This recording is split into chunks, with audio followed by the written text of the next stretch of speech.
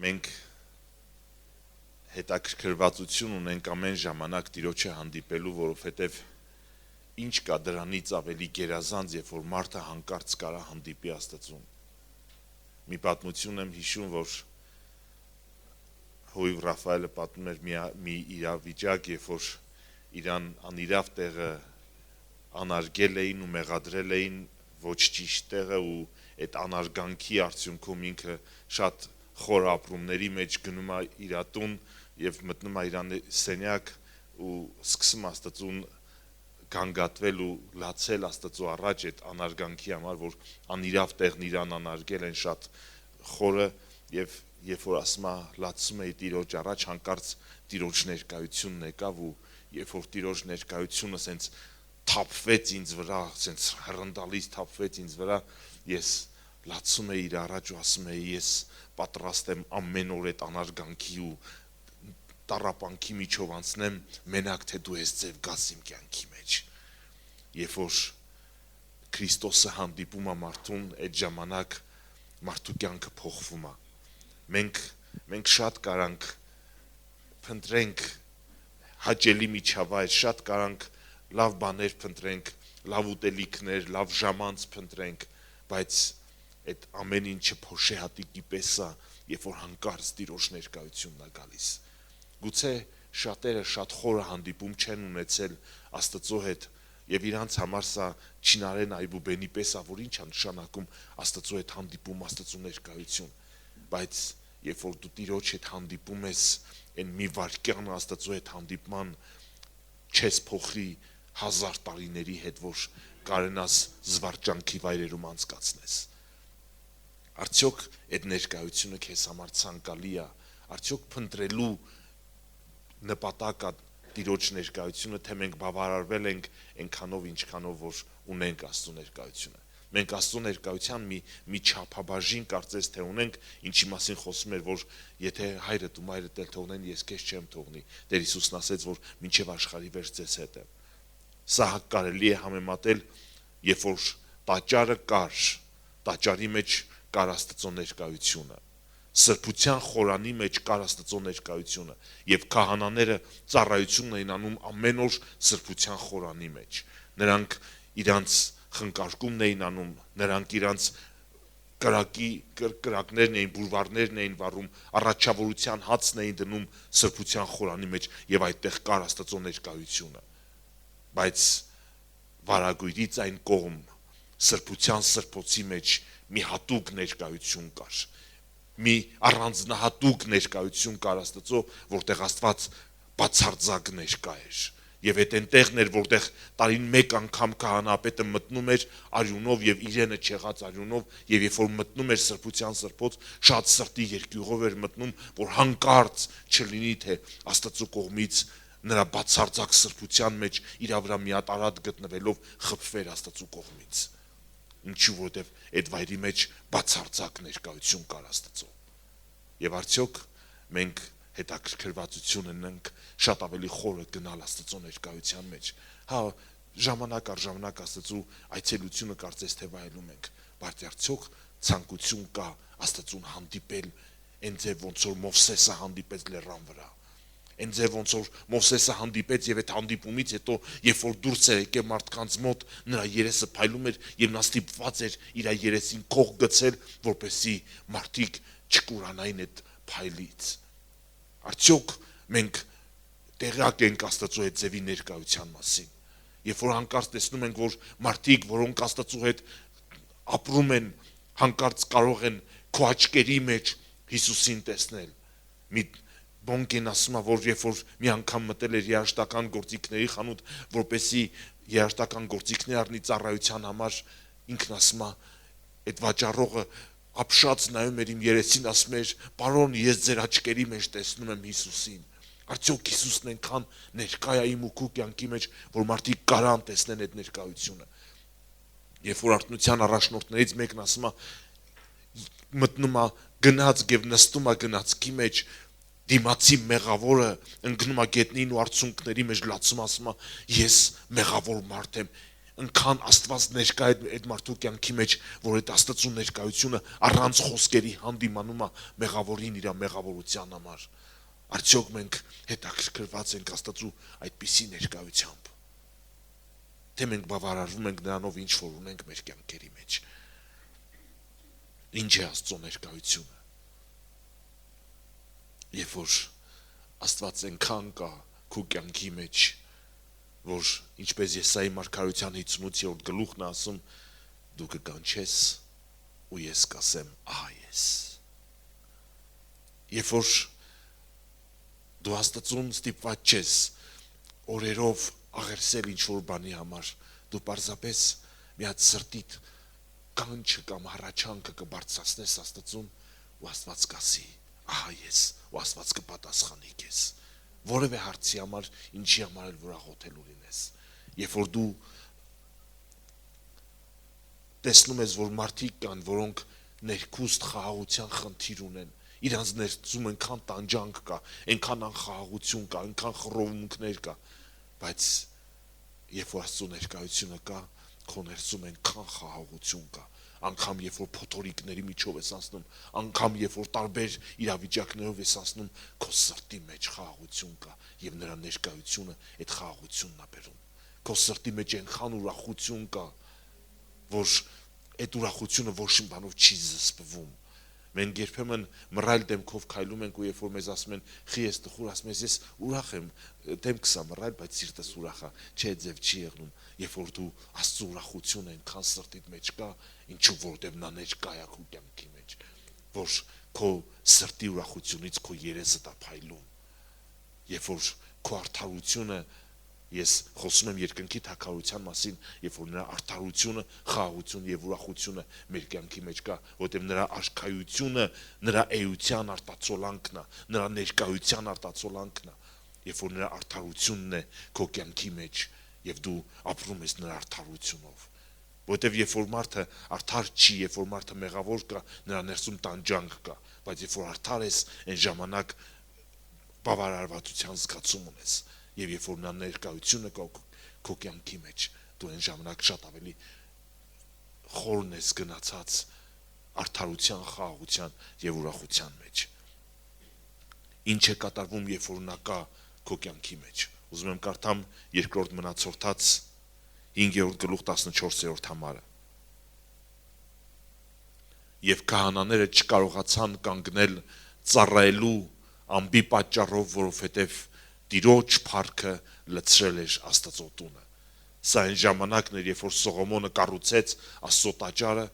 Աստծո համար մի տաճար եւ ընծայրեց, եւ երբ որ քահանաները առաջին անգամ մտել էին որպեսի ծառայություն անեն, Աստծո փառքը այն ձև իջավ, որ քահանաները չէին կարող ծառայություն անել։ Աստծո փառքն նենց էր իջել, ինչ էր դա,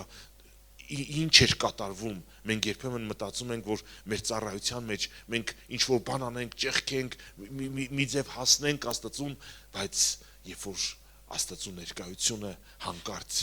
Աստծո նախաձեռնությունով իջնում է այդ վայրի մեջ, էլ կարիք չկա, որ դու ինչ որ սուրբ գրային մի հատ համար ասես, մարդկանց ոգևորես, որ ժողովուրդ լա մեկ, լա բերեք Աստծուն պաշտենք, եկեք լա մի հատ Աստծուն մոտենանք, եկեք լա ձեր սիրտը խոնարհացրեք Աստծո առաջ, կարիք չկա, որ կանչես մարդկանց ոգևորես, մարդկանց քաջալերես, ինչ որ ձևով Աստծուն մոտենալու, այլ Աստծո փառքն եկել է ու ամեն մարդ հանդիպում է ունեցել Տիրոջ հետ։ Ինչ է կատարվում, երբ որ Աստված ներկա է, երբ որ Աստված ներկա է, նրա ներկայությունը շոշափելի է, նրա ներկայությունը հասանելի է ամեն մեկի համար, նա կարող է, դու կարող ես հպվել այդ ներկայությանը,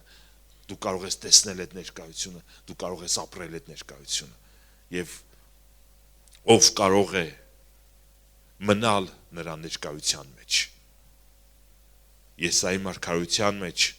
33-րդ գլխի 14-րդ համարից մինչև 17-րդ համարը գրված է. Սիոնում վախենում են մեղավորները, դող է բռնել կեղծավորներին, թե մեզանից ով կարող է բնակվել լափող կրակում, մեզանից ով կարող է բնակվել հավիտենական բոցերում, արդարությամբ վարվողը եւ ուղղություն խոսողը, անիրավության շահը մերժողը, կաշառք բռնելուց ձեռքը թոթափողը, արյունահեղության խոսքեր լսելուց ականջը փակող եւ չարություն տեսնելուց իր աչքերը խփողը, նա բարձրերում պիտի բնակվի, նրա բերդավեմերի ամրություններն են, նրա հացը տրվում է, նրա ջրերը ապահով են։ Քո աչքերը տեսնելու են թագավորին իր գեղեցկության մեջ, տեսնելու են լայնությունների երկիրը։ Ով կարա բնակվի այդ Աստծո ներկայության մեջ։ Մենք մտածում ենք, որ դե հա մենք ուզում ենք, որ Աստծո ներկայությունը գա, բայց ինչ որտեղ պայմանի նման մի բան կա։ Ով կարա բնակվի այդ Աստծո ներկայության մեջ։ Հա մենք ուզում ենք, որ Աստծո փառքը գա մեր կյանքի մեջ, բայց ով կարա այդ ներկայության մեջ շարունակի բնակվել։ Այս հատվածի մեջ ասում է, երբ որ քո աչքերի մեջ անիրավություն չկա, երբ որ դու փակում ես աչքերդ սխալ բաներ տեսնելու, երբ որ քո ականջները փակում ես սխալ բան խոսալու, երբ որ լեզվիդ վրա ուղղություն կա, երբ որ քայլերդ ուղիղ են, երբ որ ձեռքերդ անիրավություն արյուն չեն թափում եւ ուղղություն են գործում, երբ որ մենք մեր վարքի մեջ ճիշտ ենք, ինչ է դուր գալիս Աստծուն։ Այս ամեն ինչը դուր է գալիս Աստծուն, երբ որ մարդը այս բաների մեջ է, երբ որ այս կարգավիճակի մեջ է, եւ ինչ է, որտեղ նա բնակվում է այնտեղ, որտեղ իրան դուր է գալիս, որտեղ հարմարավետ է իր համար, որտեղ հակասություն չկա նրա էության հետ։ Մենք երեք Սուրբ Հոգու դասի մասին, երբ որ մեր աստվածաշնչյան դպրոցի ուսանողները մասնակցում էին, մի միտք հնչեց շատ գեղեցիկ միտք։ Սուրբ Հոգին դա Սուրբ Հոգի է։ Եվ ինչու նա Սուրբ Հոգի է, երբ որ նա Սուրբ Հոգի է, նրան դուր չի գալիս մեղքը, ինք իրան հարմարավետ չի զգում, նա մերժված է զգում իրան, երբ որ պղծություն կա, երբ որ մեղք կա, եւ երբ որ մենք համակեցությունն ենք ուզում Աստծո եւ մեղքի, Սուրբ Հոգու եւ մեղքի, մեր մոտ սա չի ստացվի, որտեղ մենք չենք կարող մեկտեղ բնակեցնել Սուրբ Հոգուն պղծության հետ մեր սրտերի մեջ, եւ նա Սուրբ Հոգի է։ Եվ այս հատվածի մեջ ասում է, եթե դու ուզում ես, որպեսի Աստծո կրակների մեջ բնակվես, Աստծո ներկայության այդ խորը բացարձակ ներկայության մեջ բնակվես, քեզ բաներ կա, որ դու պետքա քեզ հետ պահես դրանցից։ Ինչի, որովհետեւ նա Սուրբ Աստված է, եւ մենք ուզում ենք մոտենանք այդ Աստծուն, այդ Սուրբ Աստծուն։ Երբ է Աստված նահանջում իր ժողովրդից։ Մի պատմություն կա Սուրբ գրքի մեջ, շատ ցավալի դառը պատմություն, երբ որ մի քահանա կար Հեղի անունով եւ նրան որդիներ ուներ, Ոփնին եւ Փենեհեսը։ Եվ ինչ էին անում այս ծառաները, նրանք ծառայություն էին անում խորանի մեջ։ Հա, ծառայություն էին անում, մարդիկ գալիս էին, իրանց զոհերն էին իրանք կատարում, բայց այս Ոփնին ու Փենեհեսը Աստծո առաջ գարշություն էին անում, նրանք շնությամբ էին զբաղվում, հենց խորանի մոտ շնությամբ էին զբաղվում, նրանք ինչ էին անում հաջորդ մի բան, երբ որ մարդիկ բերում էին իրանց զոհը, քահանային 1/10 բաժին կար, որ պետքա քահանաներն օգտվեին, մսից պետքա վերցրվեին, բայց էփած մսից պետքա վերցնեին, կաթսայի մեջից պետքա երաժանին մտցնեին ու ինչ կտոր գար վերցնեին, բայց իրանք գնում էին եւ գլխից, երբ որ զոհը մորթվել էր, այդ զոհի մսից իրանք ասում էին, մեզ այս կտորն է պետք եւ վերցնում էին այդ կտորը։ Ինչու, որովհետեւ իրանց այդ ձև էր դուր գալիս։ Եվ ինչ էր արդյունքը կատարվում, մարդիկ Աստծո զոհը անարգում էին։ Այն զոհը, որ ուղված էր Աստծուն, մարդիկ որ պետքա բերեին Աստծուն, այդ զոհը մատուցեին, մարդիկ անարգում էին այդ զոհը, մարդիկ սիրտները կոտրվում են։ Ու Աստված ինչ արեց, Աստված ասեց, ես չեմ կարող հանդուրժել այս երևույթը։ Ինչ պիտի աներ Հեղի քահանան, ասում էր լավ բան չեք անում, որ այս ձև եք անում, ընդամենը այսքան, բայց Հեղին պետքա գուցե դադարեցներ իր որդիների ծառայությունը, որ էլ այլևս ծառայություն չանեն, որտեղ մեղքի մեջ էին։ Ինչ պիտի աներ,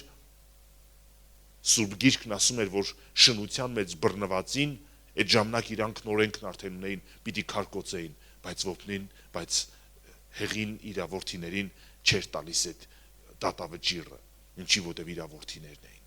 ինչ արեց Աստված, երբ որ փղշտացիները հանկարծ հարձակվեցին, վերցրեցին Աստծո տապանակը ու ասեցին գնանք, որպեսի պատերազմենք, ու երբ որ փղշտացիները լսեցին, մեծ վայնասուն կապեցին, ասեցին Աստված եկել է բանակի մեջ, Աստված եկել է ու մենք պետքա կորսվենք, որովհետև Աստծո ներկայությունն է եկել, բայց ինչ կատարվեց, հանկարծ Աստծո ներկայությունը գերի գնաց փղշտացիներին, ուխտի տապանակը գերի գնաց, ինչու, որովհետև մեղքը տեղ էր գտել Իսրայելի ժողովրդի մեջ, որովհետև հանդուրժվում էր մեղքը, եւ Աստված կարծես նահանջեց, Աստված ասել էր, ես ուխտի տապանակով ներկա կլինեմ ձեր հետ, բայց որտեղ իմ փառքի ներկայությունն է, բայց հանկարծ երբ որ մեղքը հայտնվել էր Աստծո ժողովրդի մեջ, Աստված ասավ, ես ավելի լավ գնամ փղշտացիների երկիր, գնամ նրանց մոտ, քան թե մնամ ձեր մեջ։ Ինչու, որովհետև մեղքը հանդուրժելի էր դարձել։ Մի ուրիշ պատմություն, երբ որ Իսրայելի ժողովուրդը դուրս էր եկել Եգիպտոսի երկրից եւ պիտի մտներ Քանանի երկիր, երբ որ արդեն հասել էին, որ պիտի Երիքովը գրավեին ու Երիքովը հրաշալի ձևով, փառավոր ձևով Աստված կործանեց այդ պարիսպները, այն հսկաները, որ դրանից 40 տարի առաջ լրտեսները գնացել էին ու տեսել էին, որ այդտեղ հսկաներ են ապրում ու սարսափած հետ էին եկել, հանկարծ այդ հսկաներն էլ կործանված են Իսրայելի ժողովրդի առաջ եւ Աստված մինչև կգրավեին Երիքով քաղաքը, պատվիրել էր ու ասել էր, որ երբ որ մտնեք այդ քաղաքը, ոչինչ չխնայեք եւ ոչ մի բանի ձեռք չերկարեք, որովհետեւ այդ ամենը նզովված է։ Բայց հանկարծ մի մարդ կար, Աքար անունով, եւ երբ որ ինքը մտել էր այդ քաղաք, մի հատ ոսկի ձուլակտոր էր տեսել, ու շատ լավ մորթի էր տեսել։ Սիրտը ուզել էր, որ այդ ոսկին թաքուն բերի իր ատուն, բերել էր իր վրանի տակ պահել էր։ Հաջորդ անգամ, երբ որ պիտի գնային հաջորդ բնակավայրը գրավելու համար, նրանք 7000-ով դուրս եկան, գնացին 2000-ի դեմ, որպեսի գրավեն այդ բնակավայրը։ Ու երբ որ պիտի գրավեին,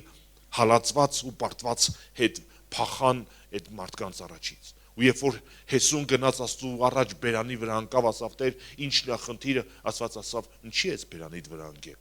Իսրայելի մեջ մեղք կա։ Աստված, որը երաշխավորել էր նրանց հաղթանակը, հանկարծ տեսնում ենք, որ պարտություն կա նրանց կյանքի մեջ։ Մեր կյանքի մեջ մենք ցուցիչներ կա, որոնք ցույց են տալի, որ Աստված ոնց որ թե հետ է քաշվել մեզանից։ Բայց մենք սրանց ուշադրություն չենք դարձնում։ Մենք տեսնում ենք, որ այս 2000-ի դեմ պարտվեցին 7000-ով, ասում ենք լավ, այս մի անգամ մի քիչ ավելի շատ մարդով գնանք, այս մի անգամ ուրիշ բան փորձենք, այս մի անգամ այս մեկի օգնությանը դիմենք, այս մի անգամ այս ինչ կերպին, այս ինչ միջոցին դիմենք, որպեսզի մեր կյանքի մեջ այս ինչ լուծումը բերենք։ Ինչի, որովհետև ուշադրություն չենք ուզում դարձնենք այն բաներին, որ մեր կյանքի մեջ կարծես թե Աստված ինդիկատորներ է միացնում, ասում է քո կյանքի մեջ խնդիր կա, ես նահանջել եմ քո կյանքից։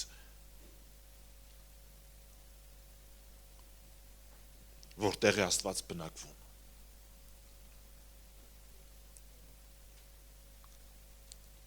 Ինչպիսի սրտերում։ Սաղմոս 22-ն եմ ուզում կարդամ։ Իմ Աստված, ինչու համար ես ինձ թողել։ Դավիթը չէր համակերպվում այս իրավիճակի մեջ եւ իր կյանքի մեջ գանգատ էր բարձրացնում, ասում էր, որն է պատճառը, որ դու ինձ թողել ես։ Որտեվ տեսնում էր, որ Աստծո ներկայությունը կարծես թե չկա իր կյանքի մեջ։ Հեռու ես իմ փրկությունից, իմ հառաչանքի խոսքերից։ Ով իմ Աստված, ես կանչում եմ ցերեկը, բայց դու չես պատասխանում,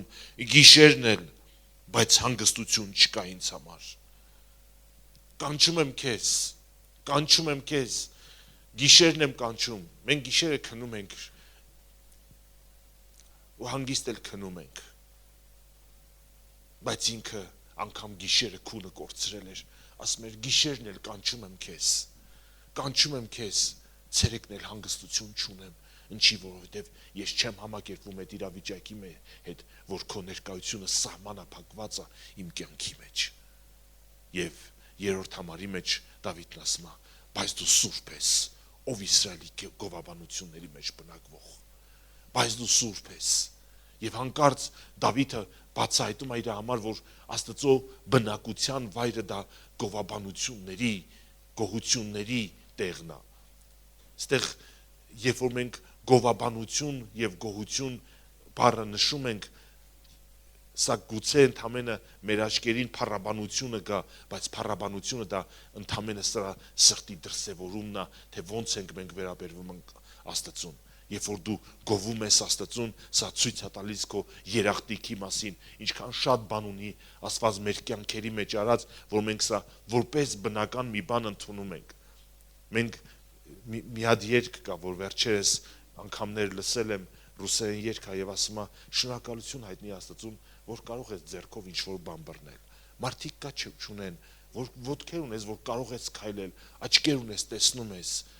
բերան ունես, խոսում ես, կարող ես գիշերը հանգիստ պարկել քնել, կերակուր ունես ուտելու, որ կարաս առանց ցավի պարկես քո անկողնի մեջ, գոհացի Աստծուց ասում է։ Եվ մենք ինչքան բան ունենք, որ կարան գոհանանք, որ հարազատներ ունենք մեր կյանքի մեջ, մեր ընտանիքի մեջ անդամներ կան, որոնք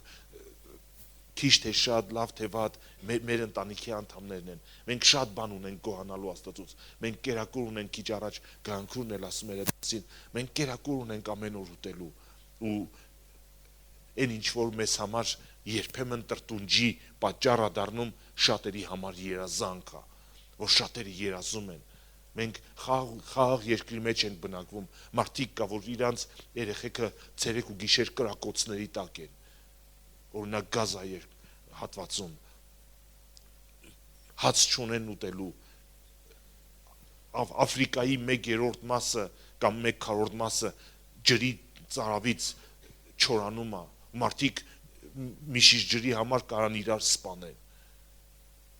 բայց մենք այնքան բան ունենք, որ կարանք գոհանանք Աստծուց։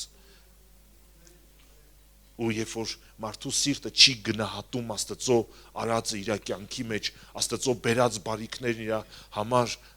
սա ոնց որ դու մեկին լավություն անես, ինքը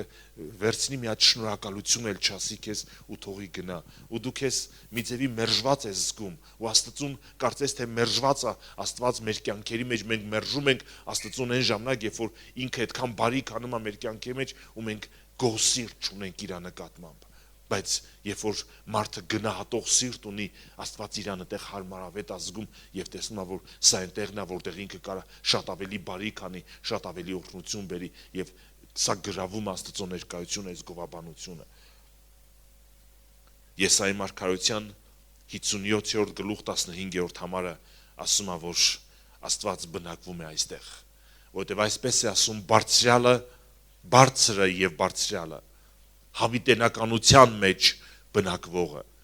եւ որի անունը Սուրբ է։ Ես բնակվում եմ բարձրերում եւ սուրբ տեղը, բայց լինում եմ կոտրված եւ խոնար հոգի ունեցողի հետ, որ խոնարների հոգին կենթանացնեմ եւ կենթանացնեմ սրտով կոտրվածներին։ Որտեղ է բնակվում Աստված? Աստված ասում է ես վերևն եմ բնակվում, բարձրերում եմ բնակվում եւ սուրբ տեղում եմ բնակվում։ Դա է իմ բնակության վայրը, բայց միևնույն ժամանակ ես ընդեղ եմ, որտեղ կոտրված հոգի կա, երբ որ ջարդված սիրտ կա, երբ որ մարդ կա, որի հոգին իր ներսում այնքան թևաթափ եղած է, այնքան կոտրված է, որ ինքը գուցե ոչ մի բանով չի էլ ուրախանում, որ երբ որ ինքը մերժված է, ցավացած է, վշտացած է, Աստված ասում է ես այդ կոտրված ու խոնար հոգի ունեցողների հետ եմ, որ նրանց հոգին կենթանացնեմ։ Երբ որ քո կյանքի մեջ անցնում ես տառապանքներով, Աստված ուզում է ասի, որ մի մտածի, որ ես հեռու եմ քեզանից, քո իրավիճակներից։ Մի մտածի, որ դու մատնված ես քո իրավիճակներին, քո տառապանքին ու քո ցավին, երբ որ դու կոտրված ու ջախջախված սիրտ ունես, ես քո կյանքի մեջ ներկա եմ։ Եվ ինչն է գրավում մարդուն, երբ որ Աստծուն, երբ որ Աստված տեսնում է, որ մարդու կյանքի մեջ տառապանք ու ցավ կա, Աստված չի կարողանում անտարբեր անցնի քո կողքով, Աստված գալիս է քո կողքին, նստում է քո լացի հետ, գուցե լացում է, որովհետև ինքն ասում է լացողի հետ լացեք, ուրախացողի հետ ուրախացեք, իր սիրտը ճմլվում է, երբ որ տենում է քեզ ցավացած, վշտացած ու ջարդված, բայց ինքը քո կողքին նստած է։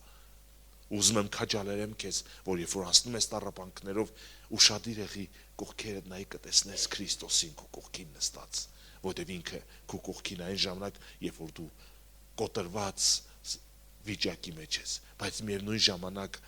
նրան դուր է գալիս խոնար սիրտը։ Ինչ է նշանակում խոնար սիրտ։ Մենք մերժում ենք Աստծուն մեր մեծամտությունով, երբ որ հանկարծ Աստված բարիքներ անում մեր կյանքի մեջ, շնորհներ է տալիս ու մենք մտածում ենք, որ դա մենք ենք, մենք այնքան լավն ենք, մենք այնքան ուժեղ ենք, մենք այնքան արտասովոր ենք, մենք այնքան առանձնահատուկ ենք, բայց Աստված խոտենում է, որ եթե ինքը այդ իր ողորմություն, իր շնորհները վերցնի մեր կյանքի մեջից, մենք ամենահետին մարդուց էլ ամենացածրը կդառնանք։ Մարդիկ կան, որոնք մենք անարգում ենք փողոցով, երբ որ ասում ենք, տեսնում ենք ու շատ ցածր գնահատական ենք տալիս այս մարդկանց։ Մեզանից որևէ մեկը որևէ բանով ավելին չի այդ մարդուց, բայց զուտ Աստծո ողորմությունն է, որ մեր կյանքի մեջ կա, որ Աստված մեզ բարիք արել, մեզ գիտակցություն է տվել։ Մենք ինչ ենք արել, որ պայծառ գիտակցություն ունենք, որ լուսավոր միտք ունենք։ Մարդիկ կա, որոնց միտքը մթագնած է, նրանք տկարամիտ են, իրանց կարող է ուղեղի 1/1000 մասն է աշխատում ու իրանք ոչ մի բան չեն արել, որ իրանք այդ ձևին եղնեն։ Ու մենք էլ ոչ մի բան չենք արել, որ մեր միտքը նորմալ աշխատում է։ Ու եթե Աստծո ողորմությունը մեր վրա չլներ, մեզանից ամեն մեկը կարար այդ կարգավիճակի մեջ եղներ։ Բայց երբ որ հանկարծ մարդը սկսում է հպարտանալ նրանով, ինչ որ ինքը ունի, որ իր վաստակը չկա դրա մեջ, իր անձնական ներդրումը չկա դրա մեջ, ու երբ որ մարդը սկսում է հպարտանալ, Աստված ախր վերևից նայում ասում է, ախր դու սխալ ես անում, որ այդքան մեծամտածել ես։ Ու ինչ անում Աստված, Սուրբ Գիրքն ասում է, Աստված ընտրեց այս աշխարհի անարգներին, ընտրեց տկարներին եւ ընտրեց ոչինչներին, որպեսզի նրանց, ովքեր իրանց մի բան են կարծում, նրանց ամաչացնի։ Ու Աստված, երբ որ մարդը սկսում է հպարտանալ, Աստված հետաքրքրված է եղնում այդ մարդկանց ամաչացնելով։ Ու սա է մերժում Աստծո ներկայությունը մարդու կյանքի մեջից, որտեղ Սուրբ Գիրքն ասում, Աստված հպարտներին հակառակ է կանգնում, բայց խոնարհներին շնորհք է տալիս։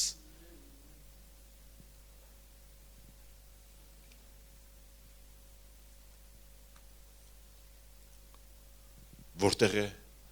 Աստծո հետ հանդիպման վայրը, որտեղ կարելի է հանդիպել Աստծուն։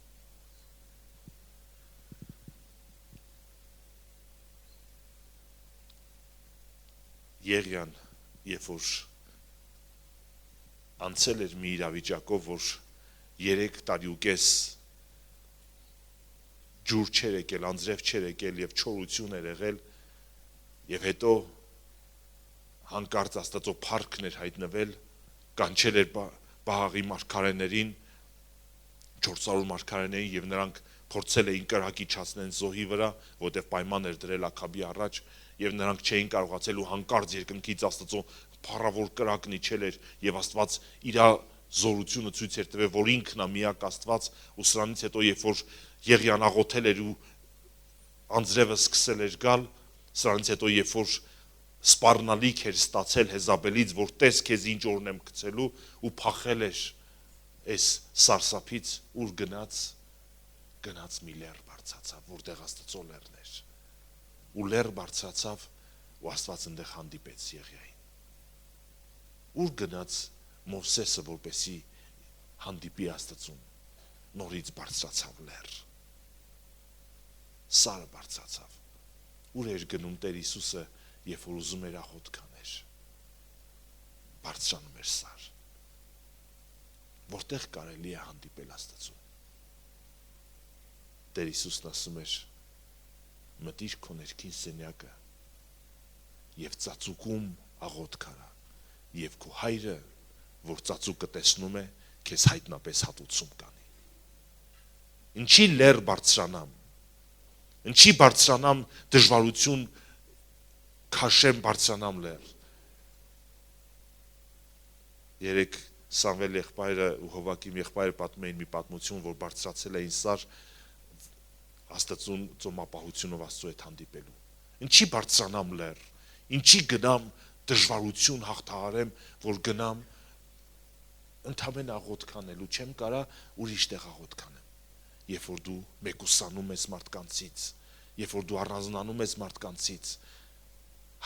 բայց ախր ես սար գնալ այդքան հեշտ բան չի, ինչի համար էր Տեր Հիսուսը սար բարձրանում, չէր կարա գնար մի հատ ծառի տակ նստեր, իր համար իր աղոթքն աներ, թողեր գար, բայց չէ բարձրանում էր սար,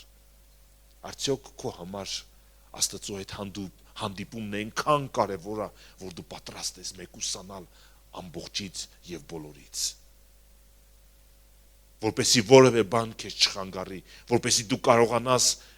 միայնակության մեջ լինես Աստծո հետ, մենք գուցե դժվարանում ենք 15 րոպե մեր հեռախոսներից հեռու գտնվենք, բաժանվենք մեր հեռախոսներից, ինչի որովհետև մենք ուզում ենք այդ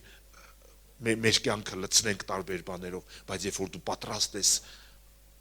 ամեն բան մերժես եւ բոլորին մերժես, մեկուսանաս եւ առանձնանաս Աստծո հետ, որ քո հետաքրքրվածությունը մենակ ինքն է, քո ցանկությունը մենակ ինքն է եւ իր հետ հանդիպումն է, այդ ժամանակ թե Եղիան գերբնական հանդիպում ունեցան եւ թե Մովսեսը գերբնական հանդիպում ունեցավ եւ մեզանից ամեն մեկին Տեր Հիսուսն ասում էր, երբ որ ուզում ես աղոթք անես, մտի քո ներքին սենյակը, դուրդ փակի, փակի, փակի։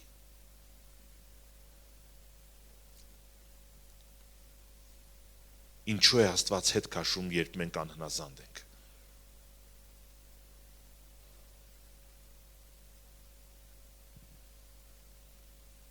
Ինչի է Աստված հետ քաշում, երբ որ մենք անհնազանդ ենք։ Տեր Հիսուսն ասում էր, Հայրը միշտ ինձ հետ է, որովհետև ես միշտ նրան հաճելի եղած բաներն եմ անում։ Ինչի է Աստված հետ քաշում, երբ որ մենք անհնազանդ ենք։ Երբ որ մենք մեր կամքը շատ ավելի բարձր ենք դասում, քան Աստծո կամքն է, սա հպարտության դրսևորում է, երբ որ իմ կամքն ավելի կարևոր է, քան Աստծո կամքը, ես Աստծուն ասում եմ, հայ, ես քեզ հարգում եմ, բայց ես ուզում եմ անեմ ինձ ոնց որ ես եմ ուզում, ես ուզում եմ իմ կամքն անեմ, եւ քո կամքը ստորադաս է իմ կամքին, երբ որ ես Աստծուն անհնազանդ եմ լինում, ես Աստծուն ասում եմ, ես ավելի կարևոր եմ, քան դու, իմ կամքը, իմ ցանկություններն ավելի կարևոր են, քան քո ցանկությունները եւ քո կամքը։ Եվ հետեւաբար ես մերժում եմ Աստծուն, երբ որ ես իմ կամքն ավելի եմ բարձր տասում, երբ որ ես կամապաշտ եմ գտնվում, ես մերժում եմ Աստծուն եւ ոնց որ հայտնի ծառայողներից, առաջնորդներից մեկն է ասում, Սուրբ Հոգի ջենտլմեն է։ Երբ որ նրան հրավիրում ես, նա կգա, երբ որ նրան չես հրավիրում, նա չի գա քո կյանքի մեջ։ Եվ մենք կարիք ունենք պատվելու Աստծուն մեր հնազանդությունով եւ մեր խոնարհությունով։ Վերջին հարցը, որ ուզում եմ տամ, ինչպես գտնել Աստծուն։ Ինչպես գտնել Աստծուն։ Ոնց գտնենք Աստծուն։ Դատավորաց 6-րդ գլխում մի պատմություն կա, երբ որ Գեդեոնը նստած ծածուկում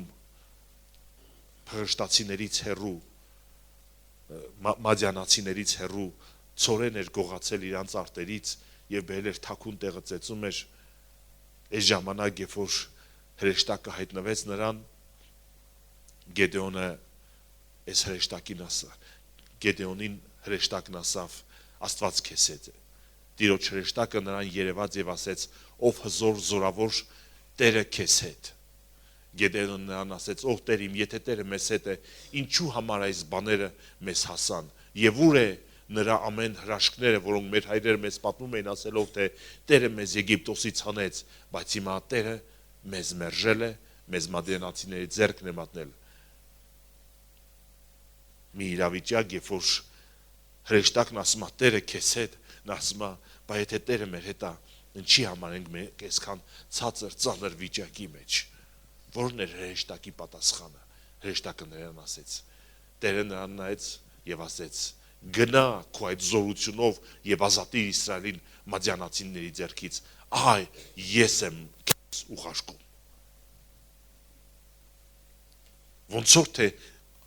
անհամատեղելի մի իրավիճակ։ Մենք կարանք Աստծուն ասեն, Տեր, բայց եթե քո ներկայությունը կա իմ կյանքի մեջ, բան չի բանեմ ես ես ծանր վիճակներով անցնում, եթե քո խոսքն ասում է, որ մինչև աշխարհի վերջ մեզ հետ ես, բան չի, մենք գիտենք, որ քո փառավոր ներկայությունը շատ ավելին է, որ կարա շատ ավելի գերբնական ձևով գա, շատ մենք մի հատ խնդիր ունենք, մի հատ խնդրեմ ունենք, մենք օրերով, ամիսներով տառապում ենք, որ այս խնդիրը լուծում ստանա, այդքան աղաչում ենք, այդքան խնդրում ենք ու այդ ձևը լուծում չի ստանում։ Ինչի՞ բա եթե քո ներկայությունը կա մեր կյանքի մեջ։ Տերը Տիրոջ պատասխանը սա էր. գնա քո ձեռքով, այդ քո ձեռով արա։ Այսինքն մեզանից բան կա, որ մենք պիտի անենք։ Մեր անձնական ջանքը կա։ Ինչի համար Սուրբ Գիրքը Տեր Հիսուսն ասում էր, որ մինչև Հովհաննես Մկրտիչ ուրիշ կարգավիճակ էր, բայց Հովհաննես Մկրտիչից հետո երկնքի թագավորությունը ինչպես է առնվում, ուժով է առնվում, եւ ուժեղներն են հափշտակում նրան։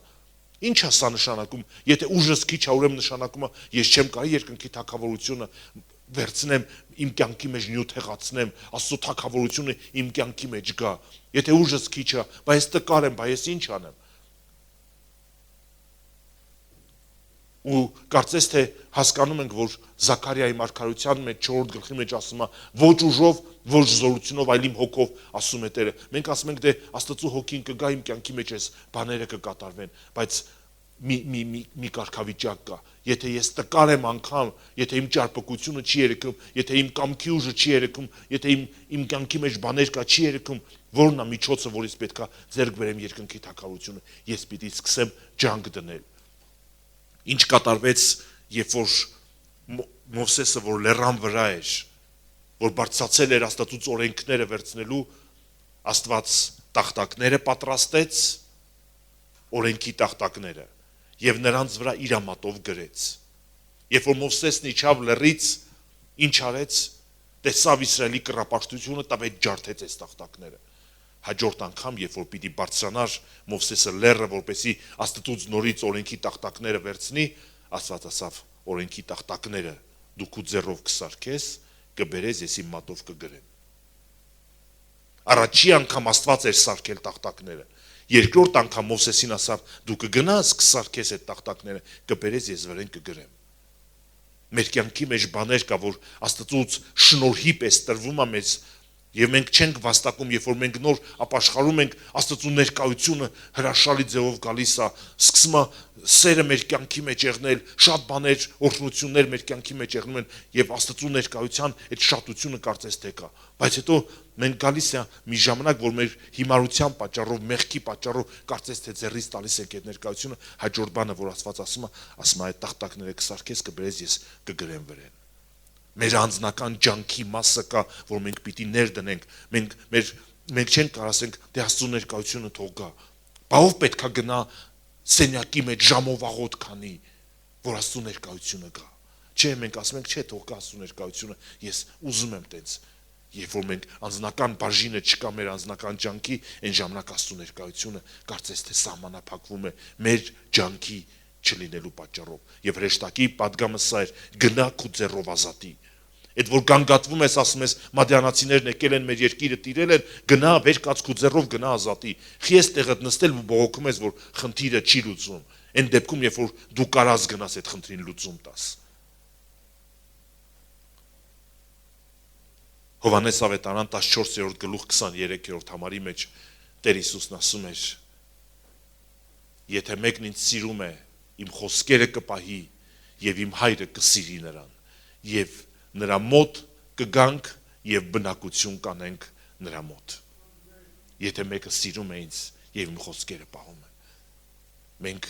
Աստծո ներկայության մասին մտածում ենք, ոնց կեղնի, որ Աստծո ներկայությունը գա իմ կյանքի մեջ։ Տեր Հիսուսը շատ բարձ ասում էր. Եթե իմ պատվիրանները պահեք,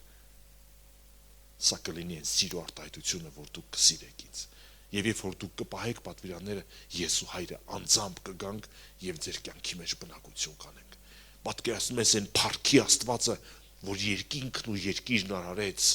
որ տիեզերքի արարիչն է, ինքն ասում է անձամբ կգամ քո կյանքի մեջ կբնակվեմ։ Երբ որ դու հետաքրքրված եղնես, որ հարմարավետ պայմաններ ստեղծես ինձ համար, իմ ներկայության համար, որտեղ ես սուրբ ու նախանձոտ Աստված եմ։ Ու մենք մտածում ենք, ասում ենք, դե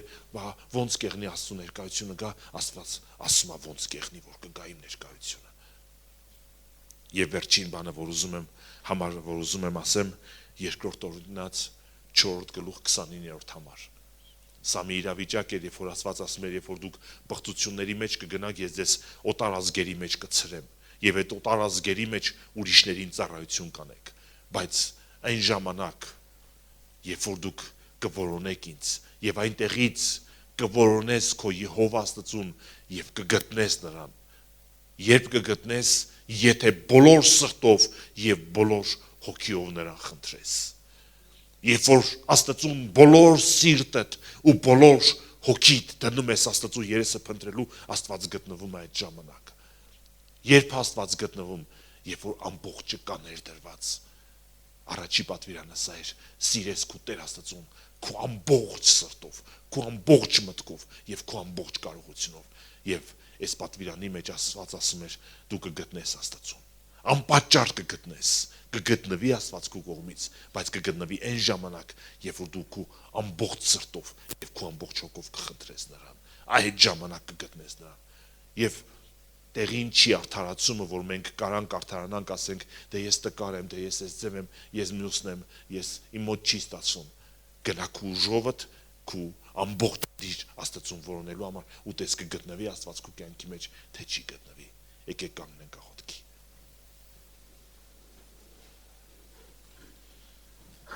Ով Տեր։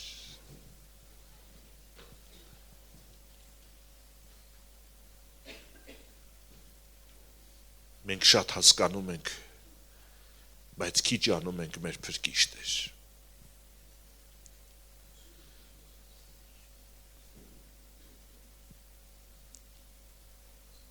Մենք շատ հասկանում ենք, բայց քիչ ջանք ենք անում։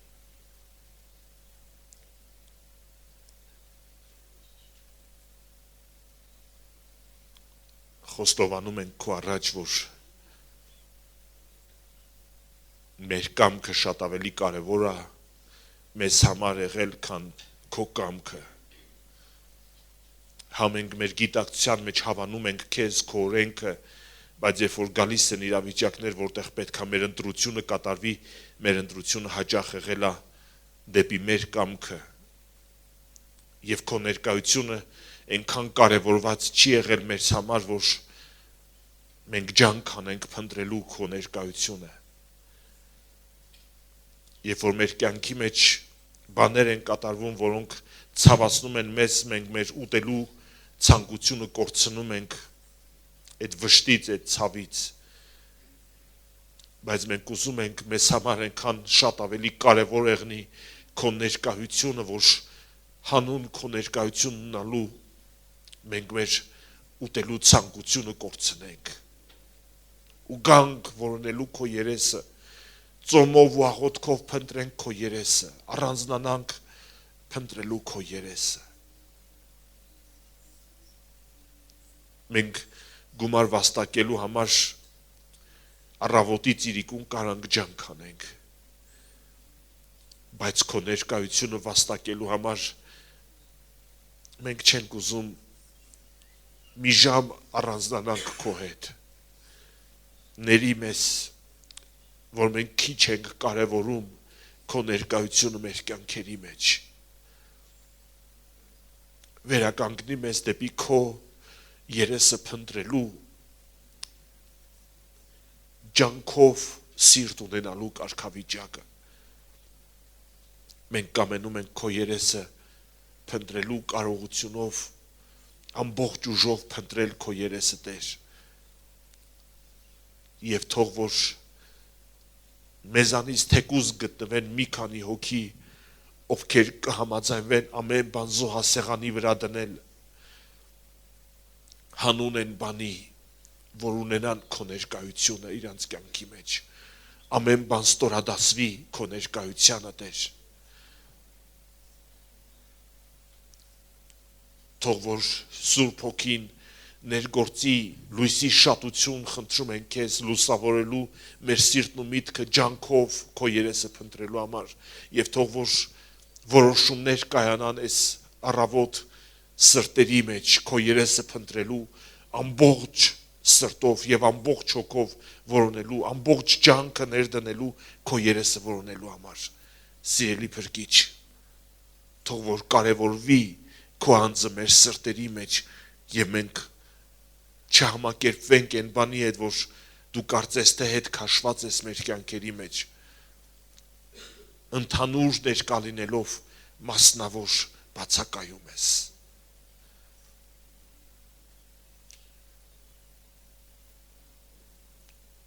Թող զարթնեն մեր սրտերը, Տեր, քո երեսը որոնելու, որ դու կարևորված ես մեր կյանքի մեջ եւ դու քո փառքով բնակվես մեր կյանքերի մեջ, որ քո փառքով ծառայես, որ քո փառքով գործես ու շարժվես, որ աշխարհը տենա քեզ, որ երկիրը տենա քեզ ու քո պատիվը բարձրանա երկրի վրա մարդկանց աչքերի առաջ, որ մարդիկ սկսեն դեպի քեզ ձգվել ու քեզ ցանկանալ։ Թող գա քո թագավորությունը եւ քո կամքը լինի Տեր Հիսուսի անունով։ Ամեն։